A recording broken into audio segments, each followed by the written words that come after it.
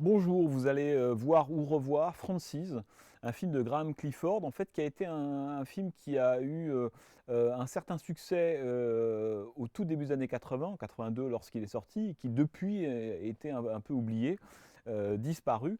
Et donc l'idée, c'est de, voilà, de vous remontrer en fait ce film, surtout pour, à mon avis, pour deux raisons. La première, c'est Jessica Lange. Jessica Lange, qui joue à mon avis là peut-être son rôle, son plus beau rôle, le rôle le plus habité, le plus incroyable. C'est même assez étonnant qu'elle n'ait pas eu l'Oscar à l'époque de la meilleure actrice. Elle a eu des Oscars pour d'autres rôles, notamment dans Tootsie, mais pas pour Frances. C'est elle qui tient le film de bout en bout pendant 2 heures. C'est vraiment, elle aimante tous les plans, elle aimante notre regard. Et elle s'affirme vraiment comme une des très très grandes actrices hollywoodiennes de cette fin des années 70, du début des années 80. L'autre raison, à part l'interprétation de Jessica Lange, qui à mon avis justifie à elle seule qu'on voit Francis, c'est évidemment l'histoire vraie, hein, le vrai personnage, Francis Farmer, qui apparaît à côté de moi, dont le film est tiré. Puisque ce film est un biopic qui raconte la vie assez tragique de cette actrice hollywoodienne née à Seattle dans les années 30.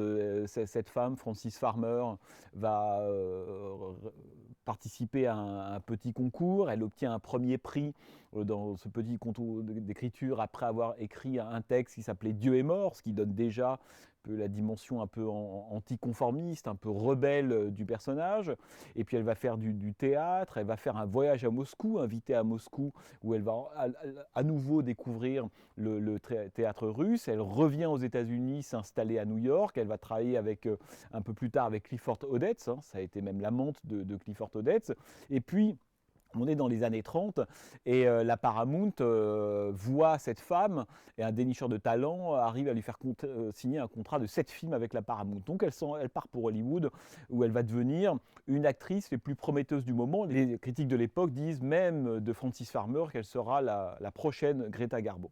Donc elle est embauchée par la Paramount et on pense qu'elle va avoir à ce moment-là le parcours, la trajectoire classique de toutes ces jeunes actrices hollywoodiennes qui montent, qui tournent et qui peu à peu acquièrent une autonomie, un pouvoir et même une puissance comme Joan Crawford, Betty Davis ou Greta Garbo. Le problème de Frances Farmer, c'est qu'elle ne se plie pas aux règles du jeu hollywoodien.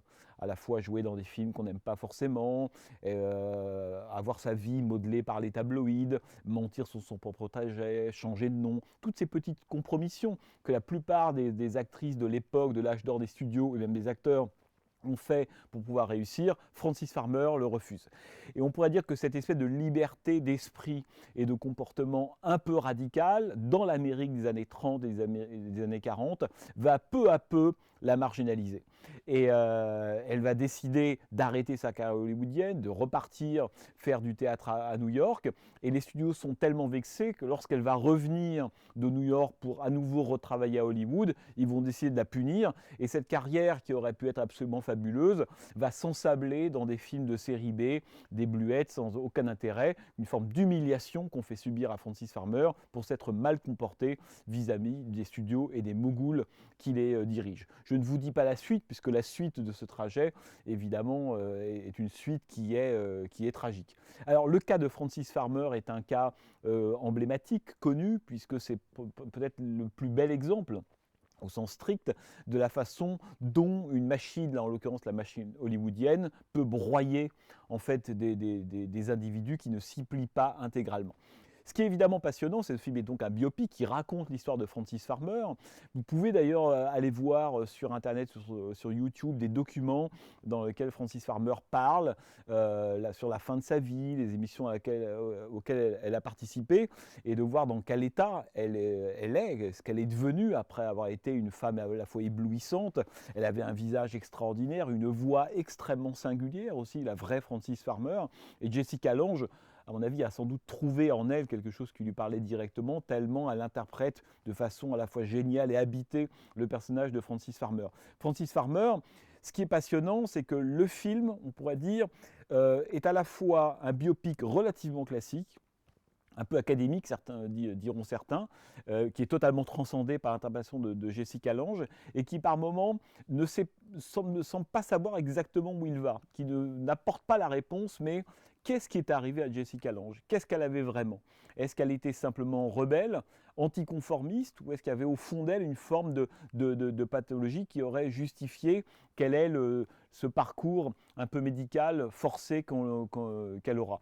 Et le film ne statue pas là-dessus. Et donc cette force, cette faiblesse-là, a priori, à la fois du scénario, de vouloir embrasser trop de choses à la fois, trop d'épisodes de la vie de Frances Farmer, de sa naissance jusqu'à sa mort en 70, elle est morte relativement jeune, Frances Farmer, elle avait 57-58 ans. Cette faiblesse-là est à mon avis aussi une des forces du film, c'est-à-dire que la façon dont Graham Clifford en fait cherche en permanence la raison. La raison pour laquelle Jessica Lange se comporte comme ça, quelle est en fait sa singularité? Et cette espèce finalement de question un peu flottante qui ne trouve pas de réponse un peu définitive et ferme dans le film, provoque chez le spectateur une série de questions que je trouve extrêmement intéressantes, qui fait qu'on a affaire à une sorte d'énigme, à la fois de quelqu'un qui semble toujours savoir ce qu'elle veut, toujours s'opposer à la fois à sa mère, qui aura joué un rôle capital, au studio, à l'époque, une époque anti-rouge, on l'a accusée de communisme, elle est en guerre en permanence contre la société, mais elle ne se comporte pas comme une guerrière, elle veut juste être libre. Et cette espèce d'écart entre d'un côté une réaction extrêmement violente de la société et une femme qui n'est pas une militante, qui veut juste pouvoir être un peu libre, ne pas faire trop de compromis, et à mon avis, une des forces du film et la dimension flottante du récit contribue à cette série de questions qu'on ne cesse de se poser, y compris lorsque le film se termine. Alors, Jessica Lange, à l'époque, elle a déjà joué dans plusieurs films. Il faut rappeler qu'elle a été révélée dans King Kong en 1967, de John Guillermin aux côtés de Jeff Bridges. Et puis, sa carrière va s'accélérer à la fin des années 70, début 80. Elle va être l'ange de la mort dans All That Jazz de Bob Fosse, formidable. Et puis, un an auparavant, elle joue dans 2 films importants qui sont Tootsie, d'un côté de Sidney Pollack aux côtés de Dustin Hoffman, et puis Le facteur sonne toujours 2 fois, la deuxième adaptation du roman de James Cain aux côtés de Jack Nicholson, réalisé par Bob Rafelson. Mais c'est vraiment dans Frances qu'elle va donner toute sa force. Le film est réalisé par Graham Clifford. Alors Graham Clifford a eu une non-carrière, puisque il a fait 2-3 films par la suite qui n'ont pas vraiment d'intérêt. C'est presque son vrai premier film et son seul film véritablement intéressant. C'est un réalisateur australien, mais qui, avant de faire des films, Graham Clifford a été monteur. Et évidemment, il a été monteur de 2 films importants. D'un côté, Ne vous retournez pas de Nicolas Roeg, c'est lui qui a monté ce film. Et c'est aussi lui qui a monté Macabre and Mrs. Miller de Robert Altman. Donc je vous laisse en compagnie de Jessica Lange, de Frances Farmer. Frances Farmer, une dernière chose quand même, est devenue une sorte d'icône comme ça, de la résistance d'un personnage qui, avant d'être une pathologie sur laquelle on peut réfléchir, qui est aussi une métaphore tout simplement de ce que une société, n'importe laquelle, quelle qu'elle soit, appelle la normalité. C'est la vraie question que pose Frances pendant tout le film. Qu'est-ce que c'est que la normalité? Est-ce que la normalité en 1930, en 1940, aujourd'hui, aller à une époque anti-rouge, dans des studios, est la même? Est-ce que ce n'est pas quelque chose qui évolue, ou est-ce qu'il y a autant de visages de la normalité qu'il y a d'époque? C'est vraiment la question centrale que pose le film. Et beaucoup d'artistes à l'intérieur de la pop culture se sont emparés du cas de Frances Farmer. On pourrait évidemment citer pour nous, Français, le cas de Mylène Farmer, qui a choisi son nom en hommage à Frances Farmer, d'une chanson très très connue de Nirvana, écrite dans les années 90 sur le cas Frances Farmer, qui expliquait qu'un jour Frances Farmer viendra se venger de tout ce qu'elle a subi en retournant à Seattle.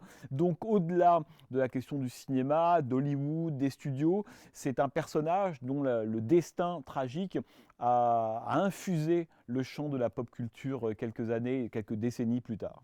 Bonne projection.